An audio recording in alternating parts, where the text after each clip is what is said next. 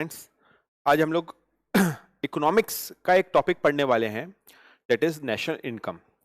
आप लोगों के CSEET में भी एक बहुत बड़ा पार्ट कवर करता है और CSEET का इकोनॉमिक्स का सेकंड चैप्टर है, that is national income. National income income को पहले एक बार समझें कि एक्चुअली होता क्या है और ये इतना इंपॉर्टेंट क्यों है। एक लेमन की लैंग्वेज में समझाता हूं मैं आपको, and you will get it, definitely you will get it कि ये क्या बोलना चाह रहा है, क्या है एक्चुअली ये। तो basically national income means income of a nation. आप बोलेंगे सर ये कैसा हुआ? बोले बहुत सिंपल सी चीज है, देखिए। National income is what income of a nation. Income of a nation means, हम इंडिया की बात करते हैं। इंडिया में जितने भी पॉपुलेशन है, इंडिया की जितनी भी पॉपुलेशन है 130 CR, ये तो बढ़ती जा रही है, पर फिलहाल समझ के चलते 130 करोड़ के पॉपुलेशन है इंडिया में। 130 करोड़ लोग इंडिया में रहते हैं। अब इस 130 करोड़ जो पीपल, जो the person who are living in India are obviously earning, not all, but they are earning some amount. Some are earning some amount. So the one who are earning the amount, the total amount that they have earned in an year, those who are earning, जो भी काम कर रहे हैं, जो earn कर रहे हैं, वो लोग एक साल में जितना पैसा कमाते हैं उसका टोटल कहलाता है क्या? इंडिया का इनकम एक साल का। सिंपल सा एग्जांपल से चलते हैं। 130 करोड़ में मान के चलते हैं हम लोग कि 50 करोड़ लोग कुछ अर्निंग करते हैं और 80 करोड़ लोग अभी अर्निंग करते नहीं है या अर्निंग नहीं कर रहे हैं।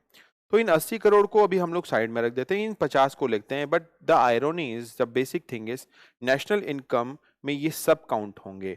तो बेसिकली अर्न कुछ कर रहे हैं लेकिन काउंट सबका होगा और वही कहलाएगा क्या? हमारी कंट्री का इनकम, नेशनल इनकम। बेसिकली अब ये 50 करोड़ लोग मान लेते हैं कि रोज का लस, जस्ट सिंपल, रोज का भी नहीं, चलो अपन मान के चलते ये लोग क्या कर रहे हैं, साल का जस्ट एग्जाम्पल के तौर पे 1 रुपए कमाते हैं। सिर्फ एक एग्जाम्पल के तौर पे 1 रुपए कमाते हैं। तो 50 करोड़ लोग 1 रुपए कमाते हैं, यानी टोटल कितना कमाया इन्होंने? 50 करोड़ रुपए कमाया। तो ये 50 करोड़ क्या हुआ? हमारी कंट्री का इनकम हुआ, that is our national income. अब ये 50 करोड़ लेकिन देखा जाएगा किस पे? पूरे 130 करोड़ के लिए।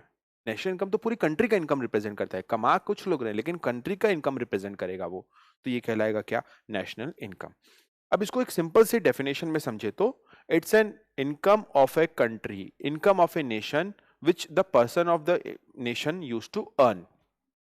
जो नेशन में जो लोग हैं, जो लोग अर्न कर रहे हैं, जो इनकम वो लोग अर्न कर रहे हैं, वो इनकम कहलाएगा क्या? National income. वो इनकम कहलाएगा क्या? National income. अब नेशनल इनकम जो एक टॉपिक है, ये हम इसको बहुत बार कंफ्यूज कर हो जाते हैं किस चीज से? GDP से।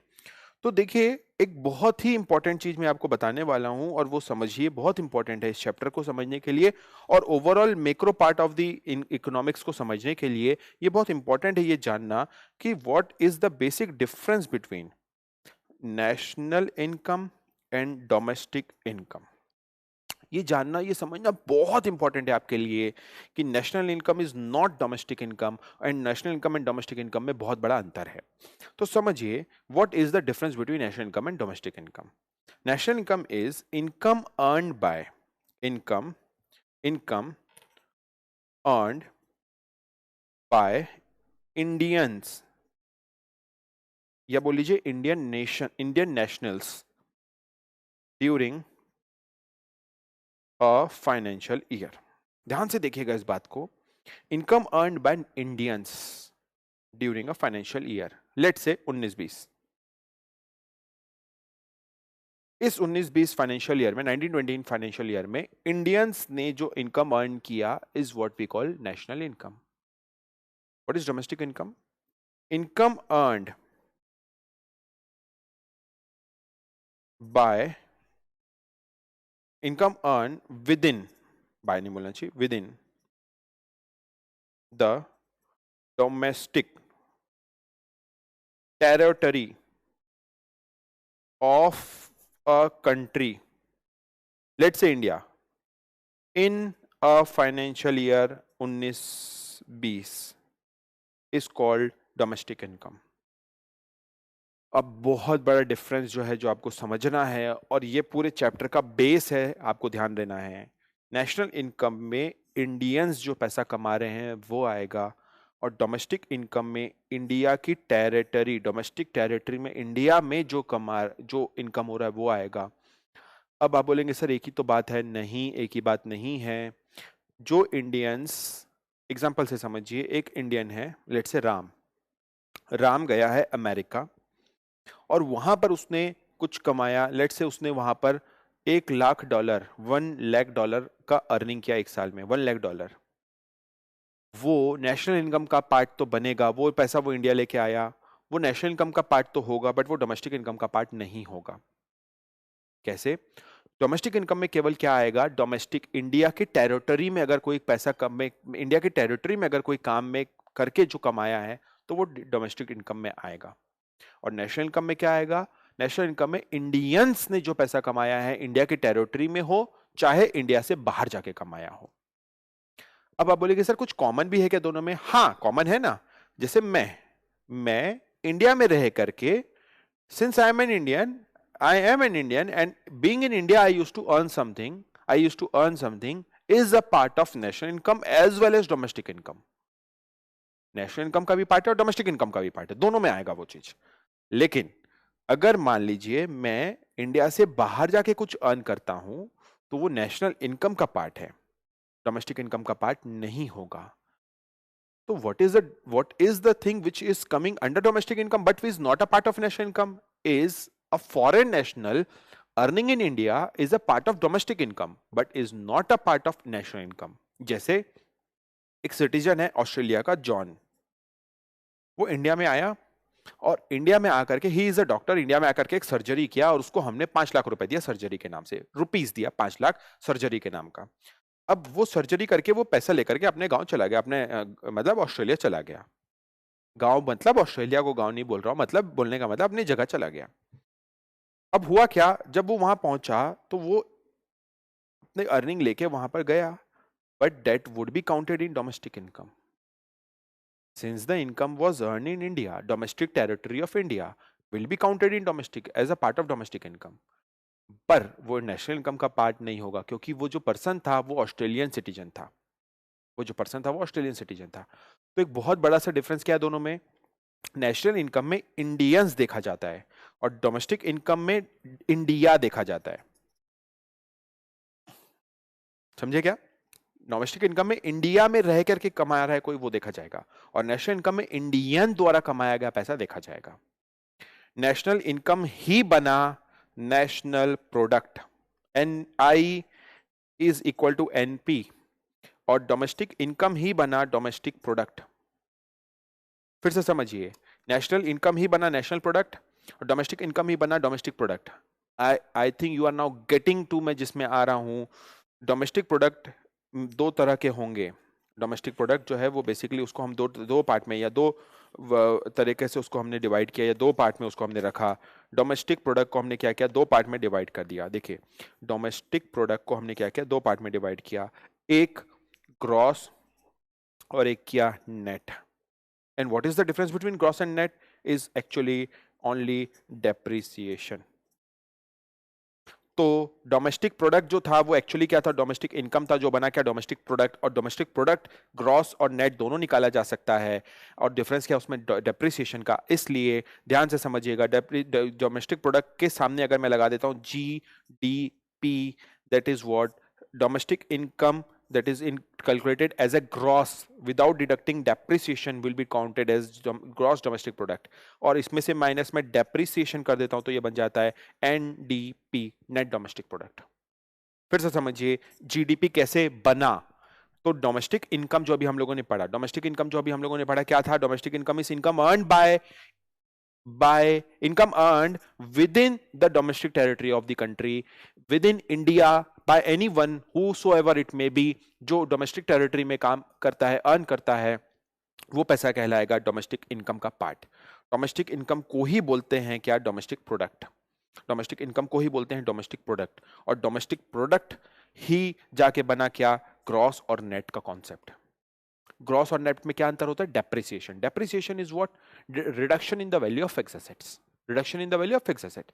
तो व्हाट हैपेंड इज, अगर मैं डेप्रिसिएशन माइनस कर दूंगा तो ये बन जाता है क्या, नेट, नेट डोमेस्टिक प्रोडक्ट, और उसी में डेप्रिसिएशन एडेड रहेगा तो बन जाएगा ग्रॉस, तो gross minus depreciation is net. अब इसमें एक और कॉन्सेप्ट आया, इसमें एक और कॉन्सेप्ट आया, क्या, जीडीपी या बोल लीजिए डोमेस्टिक प्रोडक्ट या बोल लीजिए GDP to be calculated, can be calculated by two ways. एक होता है फैक्टर कॉस्ट और एक होता है मार्केट प्राइस। ये दो तरीके से कैलकुलेट होता है, क्या क्या, एक होता है GDP at factor cost and GDP at market price. अब बोलेंगे सर इसमें क्या अंतर हुआ, फैक्टर कॉस्ट और मार्केट प्राइस में क्या अंतर हुआ, तो देखिए क्या हुआ, सामान बन के लेट से ये पेन बन के गोडाउन तक में रेडी रखा हुआ है, गोडाउन से जैसे ही मैं मार्केट में बेचने के लिए निकालूंगा, इसमें मुझे इनडायरेक्ट टैक्स देना पड़ेगा गवर्नमेंट को, जीएसटी, जो आप जिसको जीएसटी के नाम से जानते हो, वो इनडायरेक्ट टैक्स इसमें जुड़ जाएगा। तो इसका मार्केट प्राइस जो है, जो प्रोडक्ट, जो फैक्टर कॉस्ट, मान लो इस पर्टिकुलर पेन का प्राइस मैंने रखा था लेट से 20 रुपए, 20 रुपए का मेरा प्राइस है जिसमें मेरा प्रॉफिट उफिट सब इंक्लूडेड है। अब इस पेन में क्या हुआ, मुझे 5 रुपए का टैक्स पटाना है, तो the market price of the pen is 25 रुपए।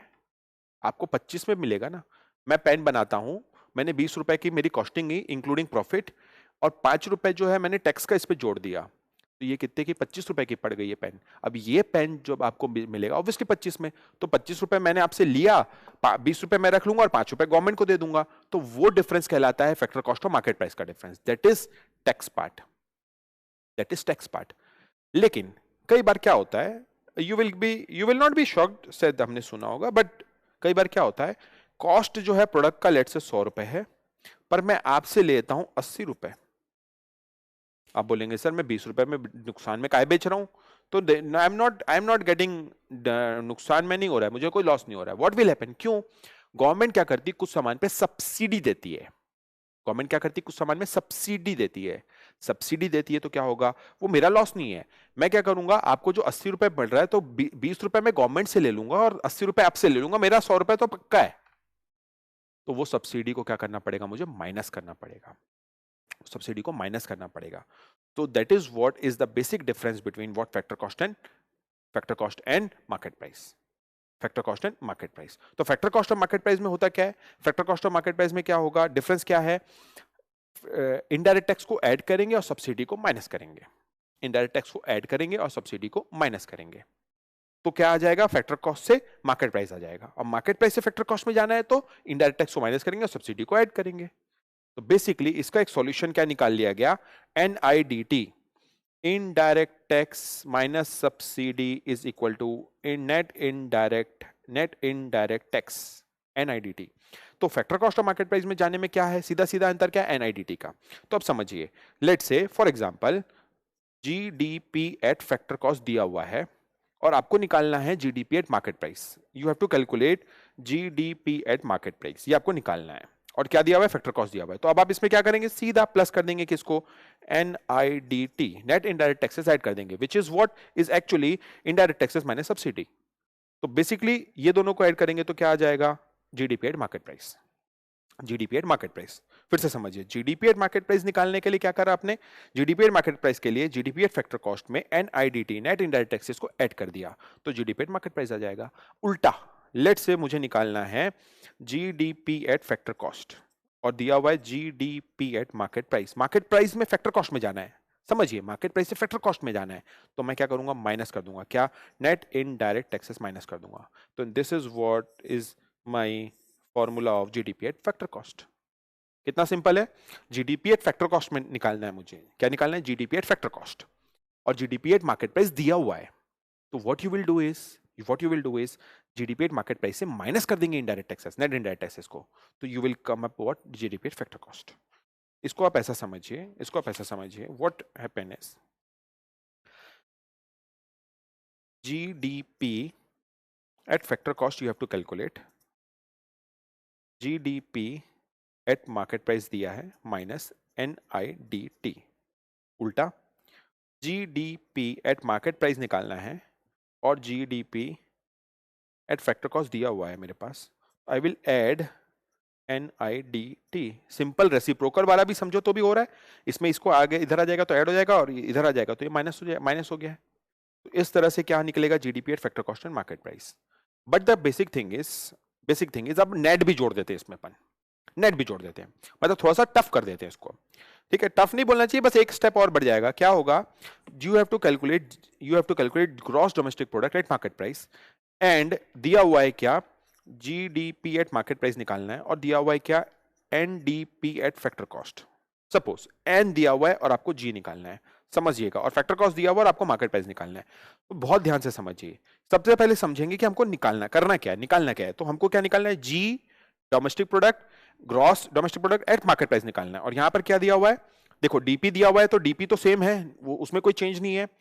एन दिया हुआ है और हमको जी निकालना है, तो सीधा सीधा प्लस डेप्रिसिएशन कर दिए। ये क्या बन गया, ये बन गया जीडीपी एट फैक्टर कॉस्ट बन गया। ये इतना बन गया क्या, ये जीडीपी एट फैक्टर कॉस्ट। पर यहां पर निकालना क्या है, मेरे को जीडीपी एट मार्केट प्राइस निकालना है। तो इसमें क्या करेंगे आप, सीधा सीधा क्या करेंगे, प्लस NIDT। ये ऐड करने के बाद में ये जो था, ये क्या था, ये अभी तक क्या बना है, ये जीडीपी एट फैक्टर कॉस्ट बना है। अब इसमें मैंने ये भी ऐड कर दिया क्या, NIDT। तो अब ये क्या बन गया, एग्जैक्टली ये बन गया। इसमें ये ऐड करने के बाद जीडीपी एट मार्केट प्राइस बन गया, जीडीपी एट मार्केट प्राइस।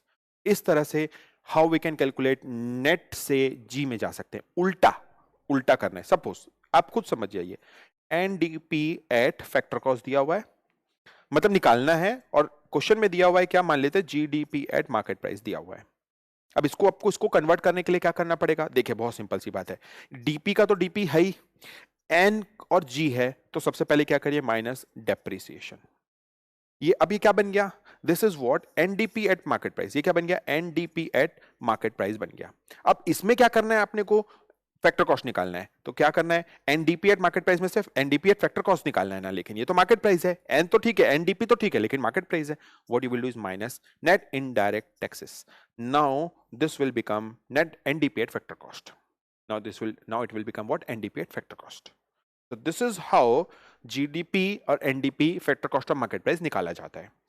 अब अपन अपने मेन टॉपिक पे आते हैं, that is what, national income. Same concept है, यही सब कुछ किसमें भी चलता है, नेशनल इनकम में भी। देखिए कैसे, नेशनल इनकम ही बना नेशनल प्रोडक्ट।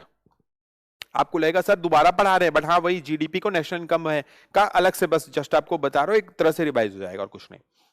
नेशनल इनकम बना NP, national product. Again gross and net concept of national income, यहां पर भी तो ग्रॉस एंड नेट कॉन्सेप्ट आएगा। तो देखो इसमें भी क्या आया, gross and net concept. Gross और नेट में डिफरेंस क्या है, ग्रॉस और नेट में डिफरेंस क्या है, अगेन ग्रॉस और नेट में डिफरेंस है केवल किसका, डेप्रिसिएशन का। डेप्रिसिएशन माइनस कर देंगे तो नेट बन जाएगा, और ऐड कर देंगे तो डेप्रिसिएशन, नेट पे ऐड कर देंगे तो ग्रॉस बन जाएगा। अब ये भी क्या बना, GNP and NNP. Obviously GNP and NNP में क्या अंतर होगा, GNP is equal to NNP plus depreciation, NNP is equal to GNP minus depreciation, GNP minus depreciation, simple. अब this also comes up with the same concept of factor cost and market price. तो अब क्या होगा, GNP में मैंने depreciation NNP में depreciation add किया तो बन गया जीएनपी, और इसमें जीएनपी में डेप्रिसिएशन माइनस कर दिया तो बन गया NNP. But this also comes up with the concept of market price and factor cost. Same जैसे उधर पे लॉजिक था, सेम लॉजिक यहां पर भी लगेगा। अब समझिए क्या, जीएनपी और एनएनपी का फैक्टर कॉस्ट और मार्केट प्राइस का लॉजिक समझिए। नेशनल प्रोडक्ट आइदर ग्रॉस और net comes up with factor cost and market price। Same concept यहां पर भी, फैक्टर कॉस्ट यानी कि सामान को बनने तक का खर्चा, और मार्केट प्राइस यानी कि उस पे क्या एडलेस है, खाली सब्सिडी और नेट और इनडायरेक्ट टैक्सेस। तो what happened is, factor cost से मार्केट प्राइस में जाने के लिए क्या करना पड़ेगा मुझे, फैक्टर कॉस्ट से मार्केट प्राइस में जाना है, plus NIDT, net indirect taxes, और मार्केट प्राइस से फैक्टर कॉस्ट में आना है, माइनस NIDT। कैसे, एक बार समझते हैं कैसे, एक बार समझते हैं। देखिए, gross national product at market price हमको कैलकुलेट करना है, जीएनपी एट एमपी, और हमको क्या दिया हुआ है, let's say gross national product eight factor cost दिया हुआ है, तो what I will do is I will add net indirect taxes. Indirect taxes ये ऐड कर देंगे तो ये क्या बन जाएगा, मार्केट प्राइस। देखो ग्रॉस तो है ही, तो नेट फैट तो यहाँ पे करना नहीं, ग्रॉस तो ऑलरेडी है। फैक्टर कॉस्ट को मार्केट प्राइस में करने के लिए प्लस कर दिए, जस्ट उल्टा। GNP at factor cost is equal to, factor cost is equal to gross national product at, gross national product at market price दिया हुआ है। अरे फैक्टर कॉस्ट है तो फैक्टर कॉस्ट देगा तो बराबर ही हो गया ना। तो मार्केट प्राइस दिया हुआ है तो इसमें माइनस करेंगे क्या, नेट इनडायरेक्ट टैक्सेस माइनस कर देंगे तो क्या बन गया, ये एमपी बन जाएगा। एमपी जो बन जाएगा ये बन जाएगा फैक्टर कॉस्ट, मार्केट प्राइस जो बन जाएगा फैक्टर कॉस्ट।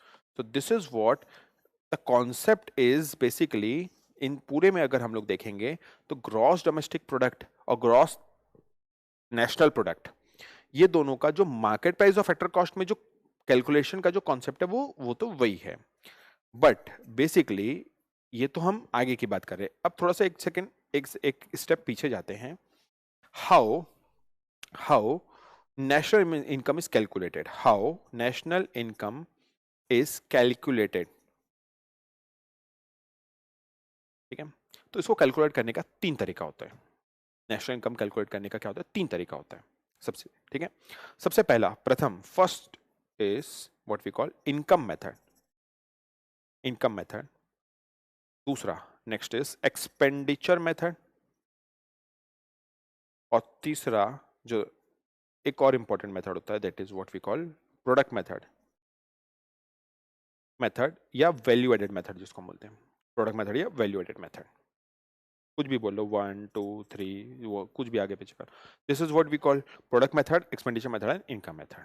चलो अपन क्या करते हैं, प्रोडक्ट मेथड से चालू करते हैं। तीनों मेथड क्या एक बार समझते हैं। प्रोडक्ट मेथड से चालू करते हैं। What is product method, what happened is in product method, what we actually do is, जिसको हम बोलते हैं value added method.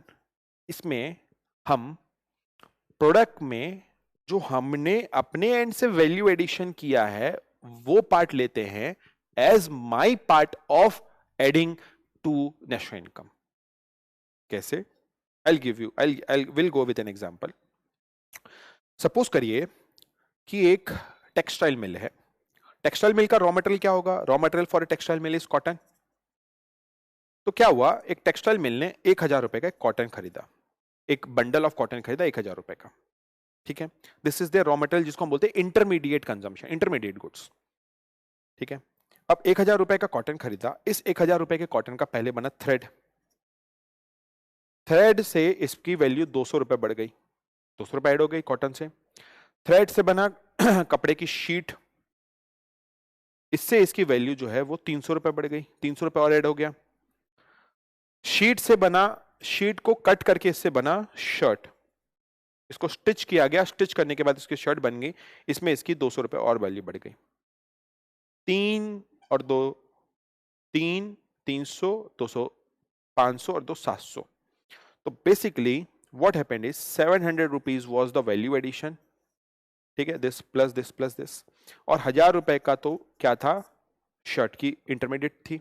Total shirt की वैल्यू है 1700 रुपए, टोटल शर्ट का वैल्यू कितना, 1700 रुपए। 1700 is the actual value of the shirt. अब ये जो 1700 रुपए, 1700 जो वैल्यू है शर्ट की वैल्यू जो 1700 है, ये 1700 रुपीज में जब हम निकालेंगे इस मेथड से, प्रोडक्ट मेथड से, तो इसको क्या किया जाएगा, इसका सिंपल सा फॉर्मूला है value added is equal to value of intermediate goods, value of intermediate goods की value sale minus value of intermediate goods.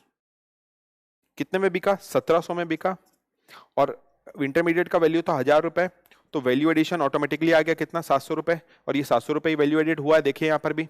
तो वैल्यू एडेड मेथड में कैसे निकलता है, value added is equal to value added, जो मैंने value add किया वो निकालना है मुझे। तो value added is equal to sale, जो एक्चुअल सेल है, value of output, sale value is the value of output minus intermediate consumption. तो value of output minus intermediate करेंगे तो क्या आ जाएगा, वैल्यू एडेड आ जाएगा, कितना वैल्यू ऐड किया। और इस तरह से क्या निकलेगा, प्रोडक्ट मेथड में वैल्यूएशन, प्रोडक्ट मेथड से इनकम, नेशनल इनकम निकाला जा सकता है, प्रोडक्ट मेथड से नेशनल इनकम निकाला जा सकता है। अब प्रोडक्ट मेथड से जब हम नेशनल इनकम निकालते हैं तो उसमें कुछ ऐसी बातें हैं जो हमको ध्यान में रखनी चाहिए।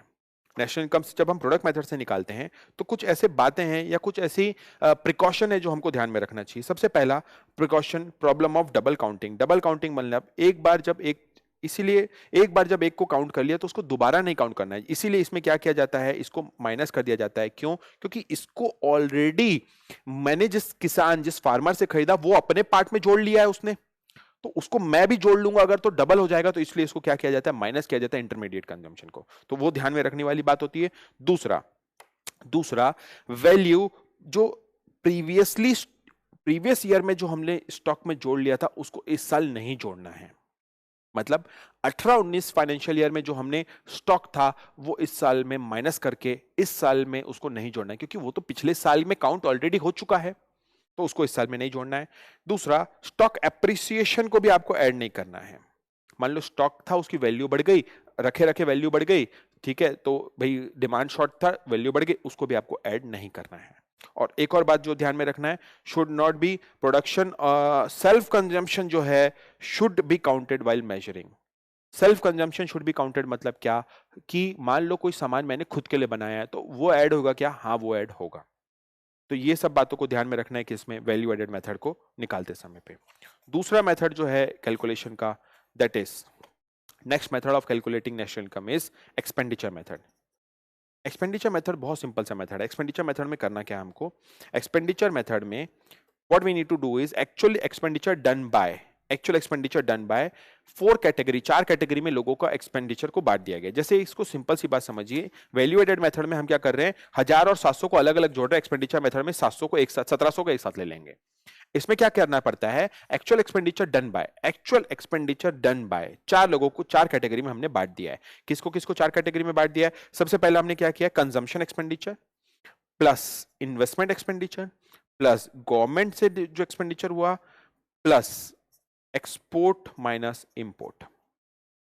एक्सपोर्ट जो हमने एक्सपोर्ट किया माइनस इंपोर्ट, नेट एक्सपोर्ट, जिसको हम क्या बोलते हैं, नेट एक्सपोर्ट, ये किया जाता है। इन सब का टोटल कर लेंगे तो क्या आ जाएगा, expenditure method.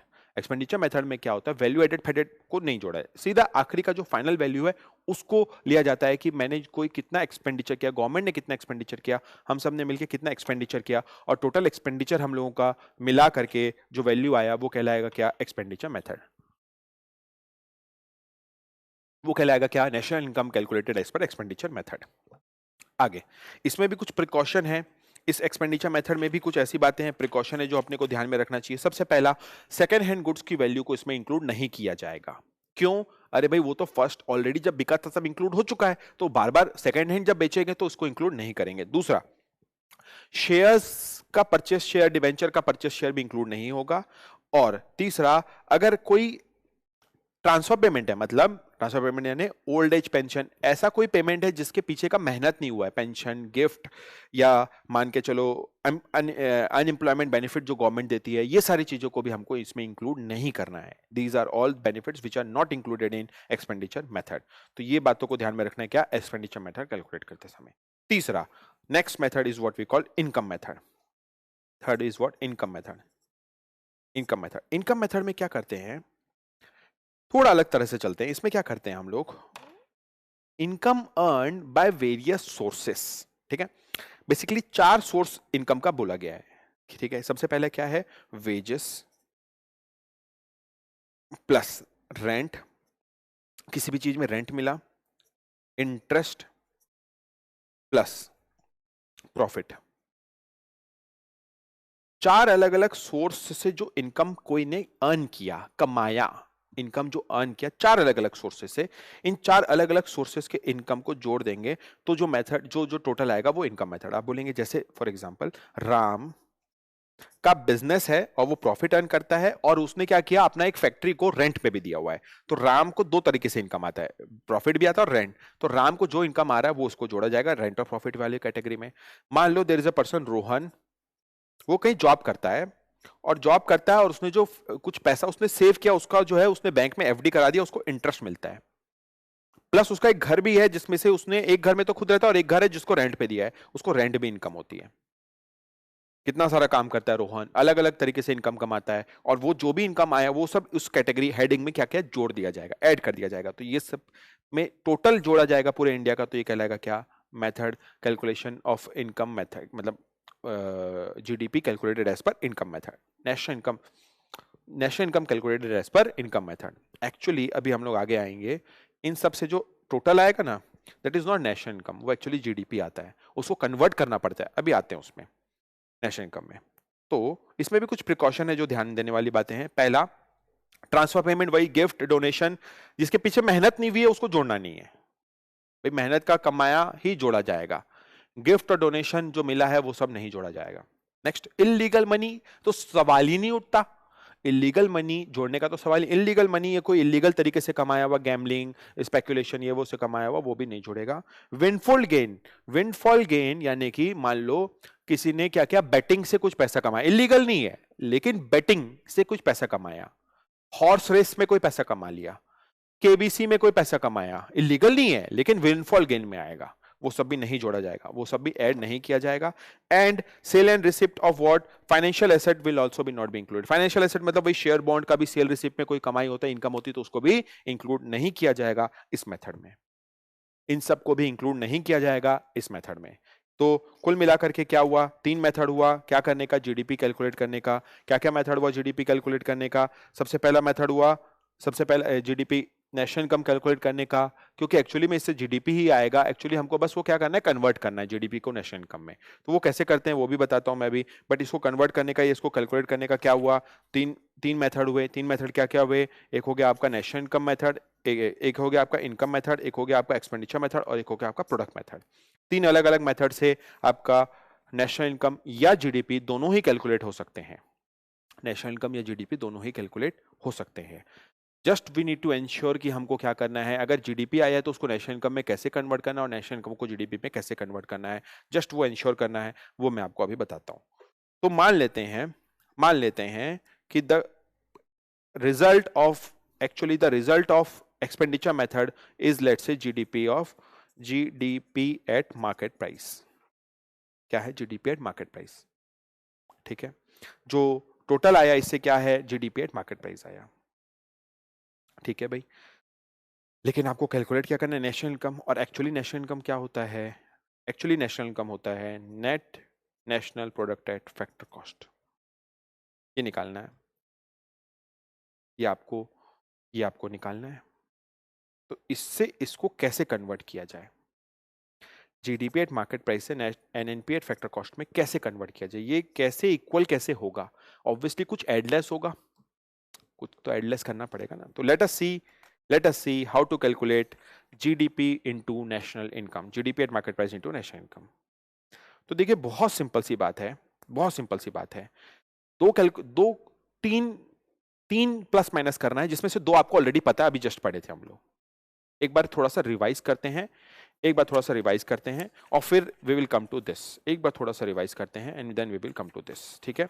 See this one, क्या पढ़े थे हम लोग अभी अभी, जीडीपी एट मार्केट प्राइस निकालना है और मेरे पास जीडीपी, चलो एनडीपी एट फैक्टर कॉस्ट निकालना है और मेरे पास जीडीपी एट मार्केट प्राइस है, दोनों ही डीपी हैं। तो कुल मिलाकर के एन को पहले मैंने जी में कन्वर्ट किया डेप्रिसिएशन माइनस करके, फिर फैक्टर कॉस्ट को माइनस करना, एनआईडीटी माइनस किया, तो फैक्टर कॉस्ट जो मार्केट प्राइस जो है वो फैक्टर कॉस्ट में कन्वर्ट हो गया। तो ये तो क्लियर है। बट अब यहां पर है ही क्या, यहां पर है ही क्या, नेशनल एनपी नेशनल प्रोडक्ट है एट फैक्टर कॉस्ट, और हमको दिया क्या है, जीडीपी एट मार्केट प्राइस, ये दिया हुआ है। तो देखो सबसे पहला चीज, ये नेशनल प्रोडक्ट है और ये डोमेस्टिक है ना, इसको आखिरी में दिमाग लगाएंगे। सबसे पहले क्या कर लेते हैं, एन और एफ सी कर लेते हैं। तो जी को एन करने के लिए क्या करना है, ग्रॉस को नेट करने के लिए क्या करना है, माइनस डेप्रिसिएशन, आपका जी का नेट हो गया, ठीक है। फैक्टर कॉस्ट, मार्केट प्राइस से फैक्टर कॉस्ट करने के लिए क्या करना है, देखिए यहां पर माइनस नेट इनडायरेक्ट टैक्स हो गया। तो ये क्या हो गया, इज इक्वल टू, इसको इस पूरे सम का इक्वल्स टू आ गया क्या, N N P at factor cost आ गया। अभी जस्ट ये देखिए N D at factor cost, अभी जस्ट देखा हम लोगों ने, एनडीपी एट फैक्टर कॉस्ट निकालने के लिए जीडीपी में से डेप्रिसिएशन और ये माइनस कर दिया, तो ये आ गया, ये तो क्लियर है। एनडीपी एट फैक्टर कॉस्ट आ गया। अब हमको निकालना क्या है, N N P at factor cost, मुझे चाहिए क्या, N N P at factor cost, और यहाँ N D P at factor cost आ गया। अब ध्यान से सुनिएगा, एन डोमेस्टिक प्रोडक्ट को नेशनल में करने के लिए क्या करना पड़ेगा आपको, इंडियंस ने फॉरेन में जाके जितना कमाया और फॉरेनर ने इंडिया में आके जितना कमाया उसको माइनस करना है। समझिए, इंडियंस ने इंडियंस जो फॉरेन में जाके कमाए, Indians going abroad, Indians going abroad abroad and earning, और foreigners coming to India and earning. यही तो डिफरेंस है दोनों में। अभी हम लोगों ने पढ़ा ना नेशनल इनकम में और इसमें अंतर क्या है, यही तो अंतर है मेन। नेशनल इनकम में और इसमें अंतर क्या है, बेसिकली यही तो मेन अंतर है क्या, कि नेशनल इनकम में और इसमें अंतर क्या है मेनली, कि इंडियंस जो बाहर जाके कमा रहे हैं इंडियंस का देखा जाएगा और इसमें खाली इंडिया देखा जाएगा। तो यही अंतर है। मैं इंडिया में रह करके अर्न कर रहा हूं तो मैं तो दोनों में आऊंगा, नेशनल इनकम में भी मेरा टोटल जाएगा और डोमेस्टिक में भी टोटल जा रहा है। केवल वही वाला पार्ट जाएगा कि बाहर वाला कोई यहाँ आके कम अर्न कर रहा है तो डोमेस्टिक में तो आएगा लेकिन नेशनल में नहीं आएगा, और मैं इंडियन बाहर जाके कोई अर्न कर रहा हूं तो नेशनल इनकम का पार्ट है लेकिन डोमेस्टिक का पार्ट नहीं है। यही तो बस डिफरेंस है ना दोनों में। तो what we will do is Indian going abroad और फॉरेनर कमिंग टू इंडिया, इसको हम माइनस करेंगे, इसको बोलते हैं net net earning from abroad. हम ये मान के चलते हैं इंडियन बाहर जाके ज्यादा कमा रहे हैं और फॉरेनर आके कम कमा रहे हैं, तो ये पॉजिटिव आ रहा है। Net foreign net earning from abroad, net earnings from abroad. तो what we will do is net earning from abroad अगर हमको निकालना है तो what we will do is net earning from abroad में अगर मैं इसमें जोड़ दूं net earnings from abroad, abroad यानी इंडिया के बाहर का जो अर्निंग है उसको अगर मैं इसमें जोड़ दूं तो ये मेरा एनडीपी एट फैक्टर कॉस्ट बन जाएगा, net foreign earning NNP eight factor cost. इस तरह से जीडीपी एट फैक्टर कॉस्ट को क्या जीडीपी को जीएनपी या एनएनपी में कन्वर्ट किया जा सकता है। इस तरह से इसको इसमें कन्वर्ट किया जा सकता है। क्या किया हमने, जो फॉरेन से हमने अर्न किया नेट इनडायरेक्ट टैक्सेस तो और डेप्रिसिएशन तो हमने कर लिया था कि फैक्टर कॉस्ट और नेट में करना है, ये तो कर लिया था, बट कुल मिला के जी को एन करना है, डोमेस्टिक को नेशनल करना है। तो क्या करना पड़ेगा, जो हमने इंडियंस जो फॉरेन जाके कमाया और फॉरेन जो यहाँ पर आके कर रहे हैं उसको माइनस कर दिया, उसका टोटल को हमने क्या किया, net earning from abroad, net earning from abroad को क्या किया हमने, नेट इनकम फ्रॉम अब्रॉड या net earning from abroad NIFA को हमने क्या किया इसमें जोड़ दिया। इसको जोड़ने से क्या बन गया, ये डी बन गया N, and this is how it conversions are done.